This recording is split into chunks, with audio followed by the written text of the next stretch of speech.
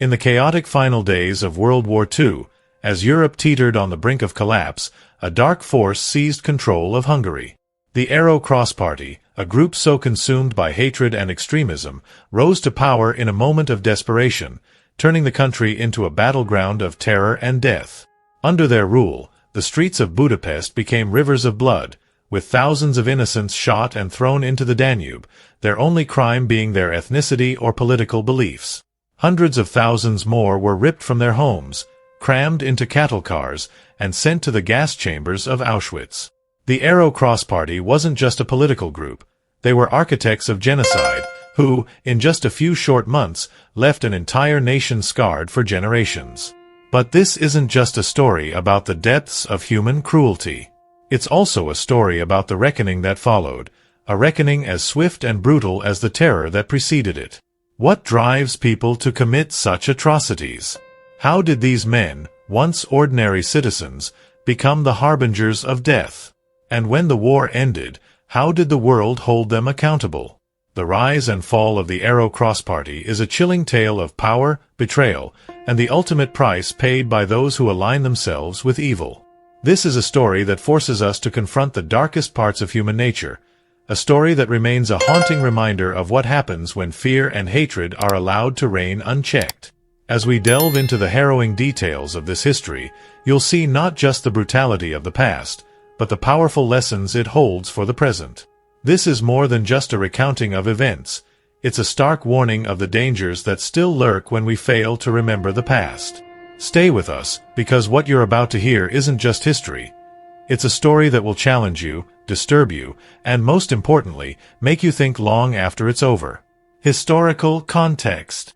In the twilight of World War II, as Europe lay in ruins and the echoes of battle slowly faded, a new chapter of justice began to unfold. The world, now reeling from the revelations of the Holocaust and the widespread atrocities committed under fascist regimes, turned its gaze to those who had orchestrated these horrors. Among the many trials that took place, the execution of 4 prominent members of Hungary's Arrow Cross Party stands out as a powerful moment of reckoning, a dramatic and tragic end to the lives of men who had played pivotal roles in the terror that swept across Hungary during the war. This moment, shrouded in both historical significance and moral consequence, was not merely an act of justice but a potent symbol of the world's determination to never again allow such evil to flourish. Hungary, in the years leading up to and during World War II, was a nation torn between its alliances and its own survival. As the tides of war shifted, Hungary found itself increasingly drawn into the orbit of Nazi Germany. The Arrow Cross Party, a far-right ultranationalist group led by Ferenc Szalasi, capitalized on this chaotic period, rising to power in October 1944 with the backing of Adolf Hitler. The Arrow Cross regime was short-lived, lasting only until the Soviet Red Army occupied Budapest in early 1945, but its impact was devastating. The Arrow Cross Party's brief rule was characterized by extreme brutality, particularly against Hungary's Jewish population. Under their command, tens of thousands of Jews were deported to concentration camps or executed in the streets of Budapest. Ferenc Szalasi, the leader of the Arrow Cross Party and the so-called leader of the nation, was a figure of almost fanatical conviction. His ideology was rooted in a mix of extreme nationalism, anti-Semitism, and a distorted form of Christianity that he believed justified the extermination of Jews and other groups he deemed undesirable. Szalasi's regime quickly set about enacting policies that mirrored those of the Nazi regime, targeting Jews, Roma, and political opponents with ruthless efficiency. The streets of Budapest became scenes of terror as Arrow Cross militias, under orders from Szalasi and his closest associates, conducted mass shootings and other forms of public execution. One of the most infamous methods employed by the Arrow Cross was the pole hanging, a form of execution designed to maximize suffering. Victims were tied by their arms and hoisted onto poles, where they were left to strangle slowly. This method was not only a means of execution but also a form of psychological warfare, intended to instill fear and submission among the populace.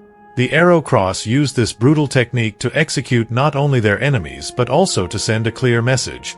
Resistance was futile, and death would come to anyone who dared to oppose them. The fall of Budapest in February 1945 marked the end of the Arrow Cross Party's rule, But the horrors they perpetrated did not fade so easily.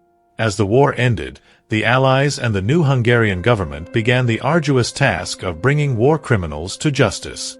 Ferenc Szalasi, along with key members of his government, was captured and put on trial for crimes against humanity. These trials, held in Budapest in early 1946, were among the most significant in post-war Europe, not only because of the high-ranking officials involved, but also because they were a direct response to the atrocities committed by Hungarians against their fellow citizens. The trial of Ferenc Szalasi and his associates, Gabor Vajna, Károly Beregfy, and József Gera, was a meticulously documented process. The charges against them included war crimes, crimes against humanity, and collaboration with the Nazis in the persecution and murder of Jews. The evidence presented was overwhelming. Testimonies from survivors, documents detailing the deportations and executions, and even photographs of the atrocities. Szalasi, unrepentant to the end, maintained that he had acted in the best interests of Hungary, but the court was unmoved. The verdict was inevitable: death by hanging. The execution of these men was set for March 12, 1946. The method chosen, pole hanging, was both symbolic and practical. Symbolic, because it mirrored the methods used by the Arrow Cross during their reign of terror. Practical, because it was a method that could be carried out quickly and without the need for elaborate preparations. On the morning of their execution, Szalasi and his fellow condemned were led to the gallows, each man surrounded by a heavy guard of Hungarian and Allied soldiers. The atmosphere was tense, charged with the weight of the moment. Ferenc Szalasi was the first to be hanged. As he stood before the gallows, he reportedly remained defiant, refusing to confess or express remorse. The noose was placed around his neck, and with a swift motion, he was hoisted into the air. The death was not instantaneous. Pole hanging, designed to cause a quick but agonizing end, left the victim struggling for breath for several minutes before the final darkness closed in. Szalasi's death was followed by the executions of Gabor Vajna, Károly Beregfy, and József Gera, each of whom met the same fate. The executions were carried out in rapid succession, a grim procession that marked the end of the Arrow Cross Party. The execution of these men was a significant event in Hungary's post-war history, but it was also a part of a broader pattern of justice being meted out across Europe. Similar trials and executions were taking place in other countries, as the world sought to hold accountable those who had collaborated with the Nazi regime. In Hungary, the execution of the Arrow Cross leaders was seen as a necessary step in the nation's recovery from the war, a way to purge the remnants of fascism and begin the process of rebuilding. The impact of the Arrow Cross Party's crimes cannot be understated. During their brief rule, they were responsible for the deaths of tens of thousands of Hungarian Jews, with estimates ranging from 38,000 to over 100,000. Many of these victims were executed in the streets of Budapest, shot and thrown into the Danube River, their bodies left to float away as a grim reminder of the regime's power. Others were deported to concentration camps, where they met their deaths in the gas chambers or from starvation and disease. In total, around 880,000 Hungarian Jews were deported during the Holocaust, a staggering number that underscores the scale of the tragedy. The story of the Arrow Cross Party and their eventual downfall is a dark chapter in Hungary's history, but it is also a story of justice and the resilience of the human spirit. The execution of Ferenc Szalasi and his associates was not just a punishment for their crimes. It was a statement to the world that such evil would not be allowed to go unpunished. It was a moment of closure for the victims and their families, a way to ensure that the atrocities of the past would not be forgotten. But the lessons of this story go beyond Hungary and World War II. They serve as a reminder of the dangers of extremism and the importance of holding leaders accountable for their actions. The Arrow Cross Party's rise to power was fueled by a toxic mix of nationalism, racism, and political opportunism, a combination that can be found in many other dark periods of history. The consequences of their actions were catastrophic, leading to the deaths of hundreds of thousands of people and leaving a legacy of suffering that would last for generations.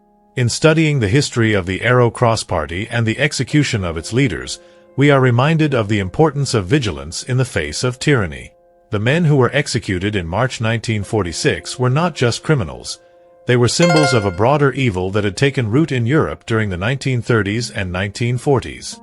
Their downfall was a necessary step in the healing process, but it also served as a warning to future generations that such atrocities must never be allowed to happen again. As we reflect on this moment in history, it is essential to remember not just the facts and figures, but the human stories behind them. The victims of the Arrow Cross Party were ordinary people, living ordinary lives, who were suddenly caught up in a whirlwind of hatred and violence. Their stories are a testament to the resilience of the human spirit, even in the face of unimaginable horrors. The execution of Ferenc Selassie and his associates was a step towards justice, but it was also a reminder of the terrible cost of hate and the enduring need for vigilance in the face of evil. Key figures. The rise and fall of the Arrow Cross Party in Hungary is a story steeped in tragedy and horror, a tale of how a once proud nation was brought to its knees by a group of men driven by hatred and extremism. The key figures at the heart of this story: Ferenc Selassie, Gabor Vajna, Karoli Beregfy, and Joseph Guerra, were not merely political leaders. They were the architects of a regime that brought death and destruction to tens of thousands. Understanding their roles and the extent of their influence is crucial to grasping the full impact of the Arrow Cross Party's brief but devastating reign. Ferenc Selassie, the undisputed leader of the Arrow Cross Party, was a man consumed by a dangerous ideology. Born in 1897 to a family of mixed Armenian, Slovak, and Hungarian descent, Selassie's early life was marked by a deep sense of nationalism and a burning desire to see Hungary restored to its former glory. His military career, which began during World War I, only served to deepen his convictions. After the war, as Hungary was plunged into political and economic chaos, Selassie became increasingly radicalized. He joined various nationalist organizations, eventually founding the Arrow Cross Party in 1935, a party that would become synonymous with terror and brutality. Selassie's ideology was a toxic mix of extreme nationalism, anti-Semitism, and a twisted form of Christianity that he believed justified the persecution of Jews and other undesirable groups. He envisioned a greater Hungary, one that would rise from the ashes of defeat and reclaim its place as a dominant force in Europe. This vision, however, was inextricably linked to the destruction of the Jewish population, whom Selassie and his followers blamed for Hungary's woes. Under his leadership, the Arrow Cross Party quickly gained a following among those who were disillusioned with the existing government and desperate for change, no matter the cost. Selassie's rise to power was meteoric. By 1944, as the tide of World War II began to turn against the Axis powers, Hungary found itself in a precarious position. The government, led by Admiral Miklos Horthy, attempted to negotiate a separate peace with the Allies, a move that enraged Hitler. In response, the Nazis launched Operation Margarethi, a full-scale occupation of Hungary, and installed Selassie as the puppet leader of a fascist regime. With Nazi backing, Selassie and the Arrow Cross Party seized control of the government in October 1944, marking the beginning of a reign of terror that would last until the Soviet Red Army captured Budapest in early 1945. Once in power, Selassie wasted no time in implementing his vision. He and his closest associates, Gabor Vajna, Karoli Beregfy, and Joseph Guerra, set about systematically dismantling what remained of Hungary's democratic institutions and replacing them with a totalitarian regime that mirrored Nazi Germany. Gabor Vajna, the Minister of the Interior, played a key role in this transformation. A former police officer with a reputation for ruthlessness, Vajna was responsible for the internal security of the regime. His task was to ensure that any and all opposition to the Arrow Cross was crushed, and he did so with brutal efficiency. Vajna's primary focus was on the Jewish population, which he and Selassie viewed as the greatest threat to their vision of a pure, Aryan Hungary. Under Vajna's orders, thousands of Jews were rounded up and deported to concentration camps. In collaboration with Adolf Eichmann, one of the principal organizers of the Holocaust, Vajna ensured that the trains bound for Auschwitz were filled to capacity. But Vajna's cruelty didn't stop at deportations. He also oversaw the operations of the Arrow Cross death squads, who patrolled the streets of Budapest, hunting down Jews and political dissidents.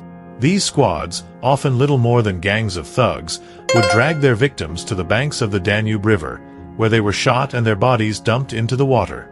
Karali Beregfai, the Minister of Defense, was another key figure in the Arrow Cross regime. A career military officer, Beregfai had served in the Hungarian army since World War I, rising through the ranks to become a general. His loyalty to Szalasi was unwavering, and he played a crucial role in maintaining the regime's grip on power. Beregfai was responsible for overseeing the military operations of the Arrow Cross, which included not only defending Hungary against the advancing Soviet forces but also conducting brutal reprisals against those suspected of supporting the Allies or resisting the regime.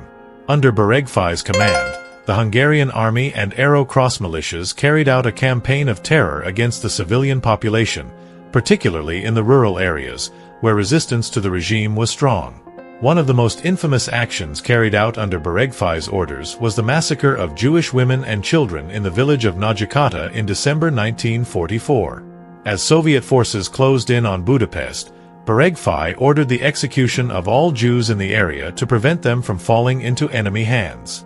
The victims, including infants and the elderly, were rounded up, marched to a nearby forest, and shot. This atrocity, along with countless others, was part of the Arrow Cross's broader strategy to eliminate all opposition and create a homogeneous, Aryan society. Joseph Guerra, while perhaps less known than Szalasi, Vajna, or Beregfai, was nonetheless a critical figure within the Arrow Cross hierarchy. As a leading party ideologue, Guerra was responsible for the dissemination of propaganda and the political indoctrination of the Hungarian population. His role was to ensure that the Arrow Cross's message of hate and violence was ingrained in the minds of the people, particularly the youth.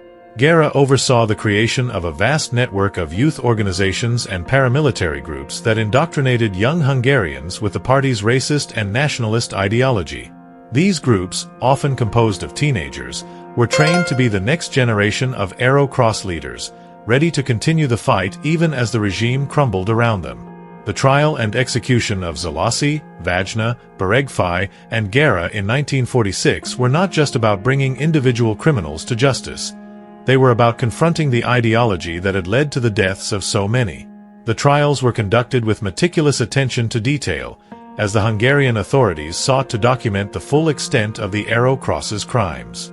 Testimonies from survivors, many of whom had narrowly escaped death at the hands of the Arrow Cross, painted a vivid picture of the horrors that had been inflicted on Hungary's Jewish population. The evidence presented was damning. Documents detailing the deportations, eyewitness accounts of mass shootings, and photographs of the bodies found floating in the Danube. Brutal regime. The Arrow Cross Party's brief but brutal rule over Hungary during World War II remains one of the most harrowing chapters in the country's history. Among the many atrocities committed by this far-right, ultranationalist regime, none were more horrific than the systematic extermination of Hungarian Jews. In the few short months that the Arrow Cross Party held power, approximately 38,000 Hungarian Jews were executed, many in the most brutal and public of ways. This period of terror stands as a stark reminder of the destructive power of hate and the catastrophic consequences of allowing such ideologies to take hold.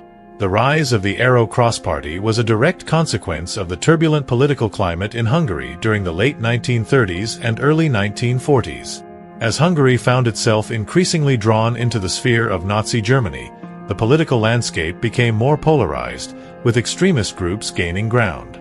The Arrow Cross Party, led by Ferenc Szalasi, capitalized on the fears and frustrations of the Hungarian people, presenting themselves as the saviors of the nation.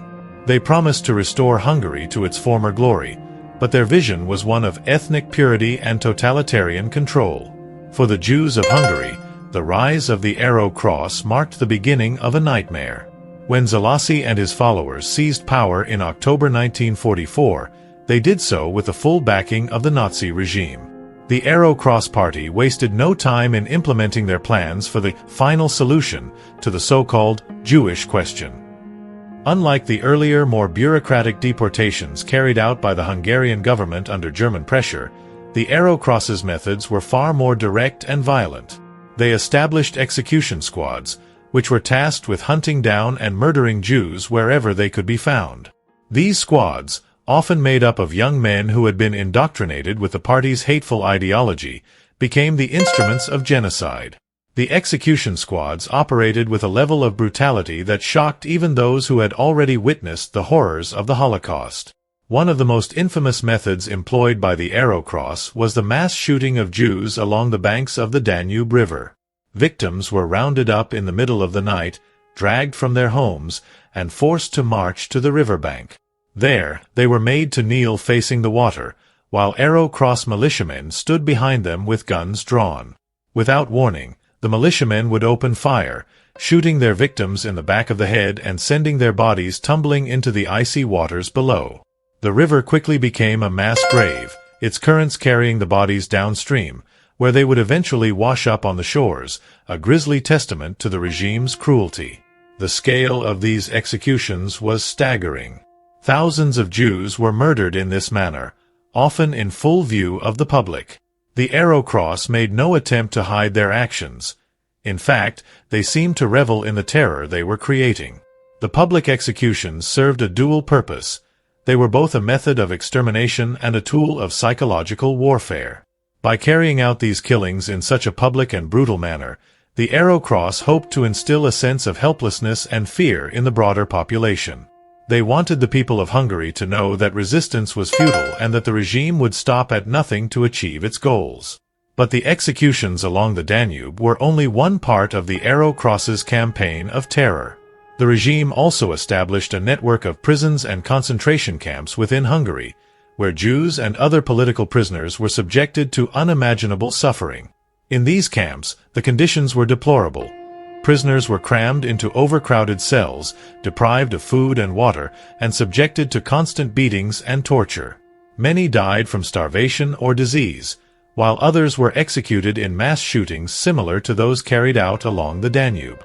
The goal was always the same: to eliminate anyone who was seen as a threat to the Arrow Cross's vision of a pure, Aryan Hungary. The impact of these atrocities on the Jewish community in Hungary was devastating.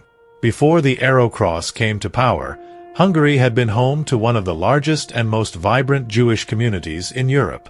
Budapest, in particular, was known for its thriving Jewish culture, with synagogues, schools, and community centers dotting the city. But under the Arrow Cross, this community was decimated. Entire families were wiped out, their homes and businesses looted or destroyed. Those who managed to survive did so by going into hiding, often relying on the kindness of non-Jewish neighbors who risked their own lives to provide shelter and food. But even in hiding, the fear was omnipresent. The Arrow Cross militiamen conducted regular raids, searching for Jews in attics, basements, and other places of refuge. The penalty for being caught was death, not just for the Jews in hiding but often for those who had sheltered them as well. The brutality of the Arrow Cross regime extended beyond the Jewish population. They also targeted political dissidents, Roma, and others they deemed undesirable. Anyone who opposed the regime or was suspected of harboring anti-fascist sentiments was at risk of being arrested, tortured, and executed. The Arrow Cross established a climate of fear and suspicion, where neighbors turned on neighbors, and no one could be trusted. The regime's use of violence was not just a means to an end but an end in itself, a way to maintain control through sheer terror. One of the most chilling aspects of the Arrow Cross's campaign of terror was the degree of complicity among ordinary Hungarians. While many were horrified by the actions of the regime and did what they could to resist or help the victims, others actively participated in the persecution of Jews and other minorities. Some joined the Arrow Cross militias, driven by a mix of ideological fervor and the promise of power or material gain. Others simply turned a blind eye, choosing to ignore the atrocities happening around them. This complicity, whether active or passive, was a key factor in the regime's ability to carry out its genocidal policies with such efficiency. The Arrow Cross's rule came to an end in early 1945 with the arrival of the Soviet Red Army, but the damage they had done was irreversible. By the time Budapest was liberated, much of the city lay in ruins, and its Jewish population had been all but annihilated. The exact number of Jews murdered by the Arrow Cross is difficult to determine, but estimates suggest that around 38,000 were killed in the months between October 1944 and January 1945. This figure represents not just a statistic but a profound human tragedy, a loss of life on a scale that is difficult to comprehend. The aftermath of the Arrow Cross regime left deep scars on Hungary. The survivors of the Holocaust were left to rebuild their lives in a country that had been complicit in their persecution. Many found it impossible to return to their former homes, which had been taken over by others during the war. The physical and emotional wounds inflicted by the Arrow Cross would take generations to heal. In the immediate post-war period, Hungary was gripped by a sense of collective guilt and a desperate need to come to terms with what had happened. The trials and executions of Ferenc Selassie and other Arrow Cross leaders were part of this process, a way for the nation to confront its past and seek some measure of justice for the victims. But the legacy of the Arrow Cross extends beyond Hungary. Their actions serve as a stark reminder of the dangers of extremism and the catastrophic consequences of allowing hatred to become institutionalized. The story of the Arrow Cross and the Holocaust in Hungary is a powerful example of how quickly a society can descend into barbarism when driven by fear, prejudice, and the desire for power. It is a story that must be remembered, not just as a historical lesson but as a warning for the future. In reflecting on this period, it is crucial to remember the victims, those 38,000 Hungarian Jews who were murdered simply because of their identity. Their lives were cut short by a regime that saw them as less than human, a regime that sought to erase their very existence. But their memory endures, a testament to the resilience of the human spirit and the enduring need for justice in the face of evil. The story of the Arrow Cross is a dark chapter in Hungary's history, but it is also a story of survival, of those who managed to endure the unimaginable and of a nation's slow journey toward redemption. Execution method. As World War II intensified and the Nazi regime sought to tighten its grip on Europe, Hungary became an essential ally in the Axis powers' plan for domination. However, this alliance with Nazi Germany came at an unimaginable cost, particularly for Hungary's Jewish population. The Arrow Cross Party, under the leadership of Ferenc Selassie, played a pivotal role in the mass deportation of Hungarian Jews to concentration camps. Between May and July 1944, approximately 880,000 Jews were deported from Hungary, primarily to Auschwitz, where the vast majority were murdered. This staggering figure represents one of the largest and most devastating deportation operations of the Holocaust, and it stands as a testament to the horrific consequences of the Arrow Cross Party's collaboration with Nazi Germany. The story of these deportations begins with the occupation of Hungary by Nazi Germany in March 1944. As the war turned against the Axis powers, Hitler became increasingly concerned about the loyalty of Hungary, which was led at the time by Admiral Miklós Horthy. Horthy had been attempting to negotiate a separate peace with the Allies, a move that Hitler saw as a betrayal. In response, the Nazis launched Operation Margarethi, a military occupation of Hungary designed to ensure the country's continued allegiance to the Axis cause. With the Nazis now in control, Horthy was effectively sidelined, and the Arrow Cross Party, with its rabidly anti-Semitic ideology, was brought to the forefront of Hungarian politics. The Arrow Cross Party, led by Ferenc Selassie, was eager to prove its loyalty to the Nazi regime. Selassie and his followers believed in the creation of a Greater Hungary, a nation that would be ethnically homogeneous and free of Jews and other undesirables. This vision aligned perfectly with the goals of the Nazi regime, which sought the total extermination of the Jewish people. The Nazis found willing collaborators in the Arrow Cross, who were more than ready to assist in the deportation and extermination of Hungary's Jewish population. Adolf Eichmann, one of the principal organizers of the Holocaust, was dispatched to Hungary to oversee the deportation process. Eichmann was a cold and calculating bureaucrat, notorious for his efficiency in organizing the mass murder of Jews. In Hungary, he found an enthusiastic partner in the Arrow Cross Party. The deportations were planned with meticulous detail, and the Hungarian government, now under the influence of the Arrow Cross, provided the necessary infrastructure and manpower to carry out the operation.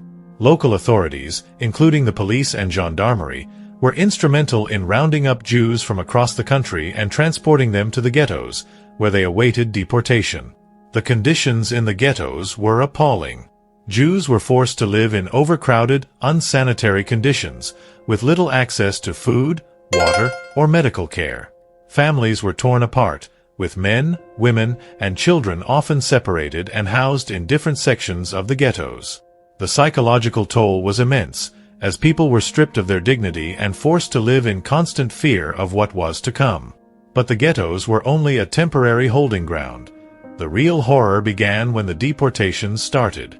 The deportations were carried out with ruthless efficiency.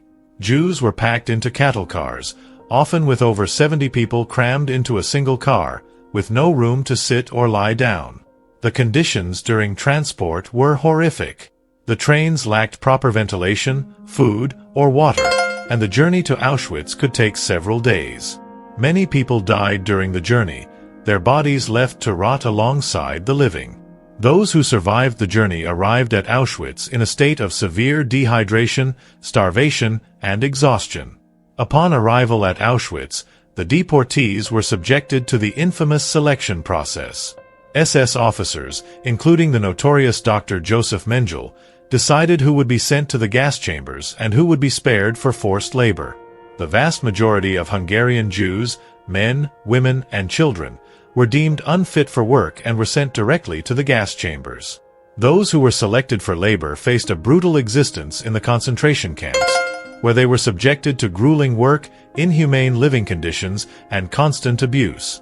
The mortality rate among those forced into labor was extremely high, with many dying from exhaustion, disease, or the sheer brutality of their captors. The deportation of 880,000 Jews from Hungary to Auschwitz was one of the largest and most rapid mass deportations of the Holocaust. In just a few short months, an entire community that had existed for centuries was almost completely annihilated. The scale of this operation is difficult to comprehend. Entire towns and villages were emptied of their Jewish populations, leaving behind ghostly remnants of what had once been vibrant communities. Synagogues, schools, and businesses that had been the heart of Jewish life in Hungary were abandoned, their former inhabitants now either dead or imprisoned in concentration camps. The impact of these deportations on Hungary was profound. The Jewish community in Hungary had been one of the largest and most culturally significant in Europe. Budapest, in particular, was home to a thriving Jewish population, with a rich cultural and intellectual life. The destruction of this community represented not just a loss of life but a cultural and intellectual decimation that Hungary has never fully recovered from. The Arrow Cross Party's willingness to collaborate with the Nazis in this genocide speaks to the depth of their anti-Semitism and their commitment to the Nazi vision of racial purity. But the deportations also had broader implications for Hungary as a nation. The Arrow Cross Party's collaboration with the Nazis left a stain on Hungary's history that would be difficult to erase. After the war, Hungary was forced to confront its role in the Holocaust and the complicity of its government in the atrocities that were committed. The trials of Arrow Cross leaders, including Ferenc Szalasi, were part of this process, as the country sought to bring to justice those who had betrayed their fellow citizens in such a horrific manner. However, the legacy of the deportations and the Holocaust in Hungary is complex. While some Hungarians were complicit in the atrocities, others risked their lives to save Jews from the deportations.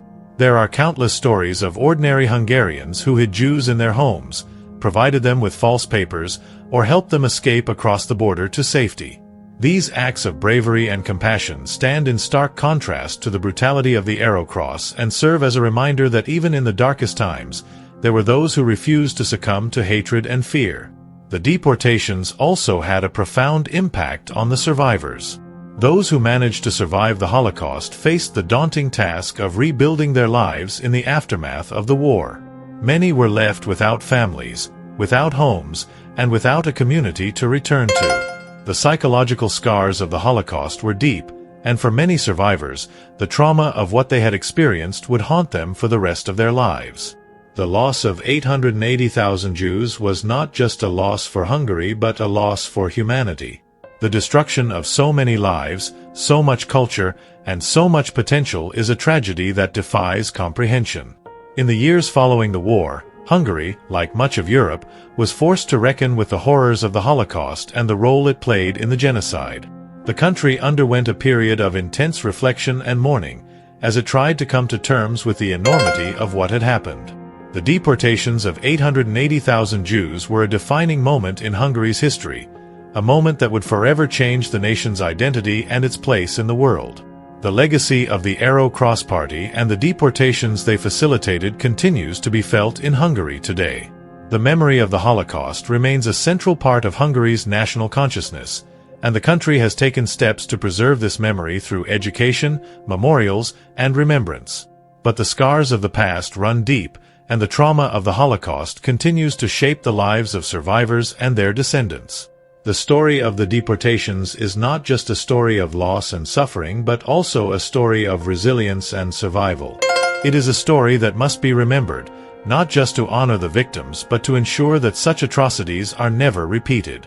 Conclusion. As the final curtain fell on the Arrow Cross Party's reign of terror, the execution of its leaders marked more than just the end of their lives. It symbolized the extinguishing of an ideology that had brought unimaginable horror to Hungary and beyond. The gruesome method of their execution, designed to mirror the pain and suffering they had inflicted, was a stark reminder of the brutal justice that awaited those who chose the path of hatred and extremism. But even as these men faced their end, the echoes of their actions reverberated through history, leaving behind a legacy of suffering that would haunt Hungary for generations. The fall of the Arrow Cross Party serves as a powerful testament to the resilience of justice, a force that, despite being delayed, ultimately prevailed against those who sought to spread darkness and despair. The sight of once powerful men, now reduced to condemned criminals, hanging from the poles, was a moment of catharsis for a nation that had endured unspeakable atrocities. It was a moment that declared unequivocally that no matter how deep the abyss, no matter how far a society may fall, there is always a reckoning, a point where humanity must confront and purge the evil within. Yet, the conclusion of this story is not merely about justice served. It is a sobering reflection on the fragility of civilization. The Arrow Cross Party's rise to power, its rapid descent into barbarism, and the devastation it wrought are stark reminders of how quickly a society can be consumed by hatred when fear and prejudice are allowed to fester unchecked. The horrors inflicted by the Arrow Cross were not the actions of monsters but of men, ordinary individuals who were seduced by an ideology that promised power and purity at the cost of humanity. This realization forces us to confront the uncomfortable truth that the capacity for such evil lies within us all, waiting to be awakened by the right, or rather, the wrong, circumstances. As we reflect on the legacy of the Arrow Cross and the grim justice that followed, we are called to remember the victims, those whose lives were brutally cut short, whose futures were stolen by the ambitions of a few. Their stories, their memories, must not fade into the annals of history but should serve as a lasting reminder of the consequences of allowing hatred to take root. The execution of the Arrow Cross leaders may have been the end of their regime, but it was only the beginning of Hungary's long journey towards healing and reconciliation. In the end, the story of the Arrow Cross Party is not just a tale of horror and retribution but a lesson in the enduring struggle between light and darkness within the human soul. It challenges us to remain vigilant, to stand against the forces of hate, and to ensure that such a descent into madness never happens again. The fall of the Arrow Cross is a reminder that, while justice can be delayed, it is never denied. That even in the darkest times, there is hope for redemption and a return to the values that define our shared humanity. And as we look to the future, we must carry these lessons with us, for it is only by remembering the past that we can hope to build a better, more just world.